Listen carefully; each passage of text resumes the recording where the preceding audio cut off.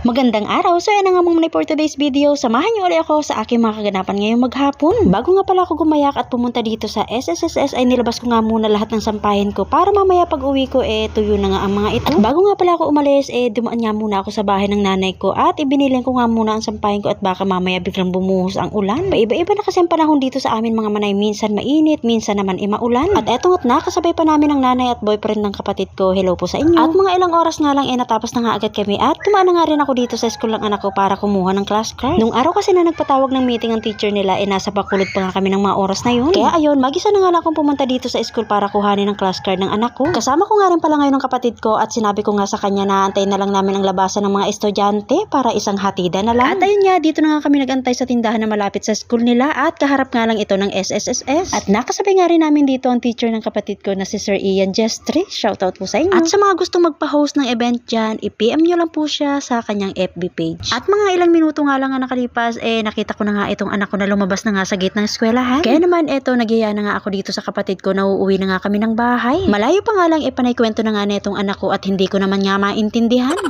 Nagtatanong na din kasi yung kuya namin kung anong oras kami makakauwi, gawa nga ng hiniram nga lang namin itong sasakyan niya. At habang pauwi na nga kami, bigla ko namang naalala na bibili nga pala ako ngayon ng gulay. May binili kasi akong isda kahapon at bala kong sabawan ito ngayon. At sinabi ko nga sa kapatid ko na babalik kami para bumili ng gulay. Sagot naman niya sa akin, wag na nga daw at tinatamad na siya. Kumuha na nga lang daw ako ng malunggay dyan sa tabi-tabi at yun na nga lang daw ang ipansahog ko.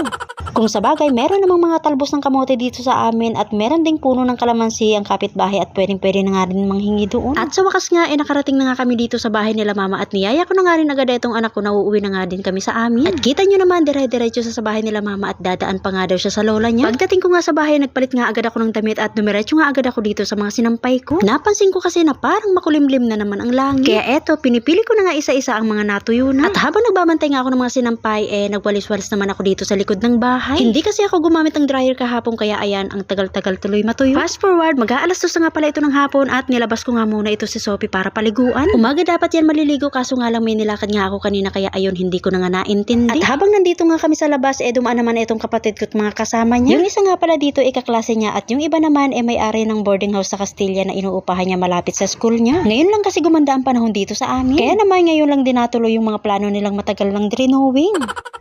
At ayun nga, nagpaalam na nga rin ako sa kanila na liliko na nga ako dito sa Lagadia Resort. Opo mga manay, dito kami maliligo ni Sophie. Flowing water naman siya kaya pwedeng magdala ng mga alaga dito. Basta't babantayan nyo nga lang at baka mamaya anurin. At dito na nga rin pala ako pumesto sa pinakadulo ng Lagadia Resort. May mga bata din kasing naliligo at naglalaro dun sa unahan. At habang pinapaliguan ko nga itong si Ikay panaytingin ko naman kay Sophie at baka mamaya biglang lumusong sa tubig. Mahirap na baka mamaya hindi ko mapansin. Malakas pa naman ang agos ng tubig ngayon. Pagkatapos ko nga mapaliguan ng dalawa naligo na nga rin ako at nandito na nga rin lang naman. Sobrang sarap at presko nga ng tubig dito at parang ayoko na nga umahon. O siya mga manay, hanggang dito na lang muna. Salamat po lagi sa panonood nyo. See you po sa next video. Bye!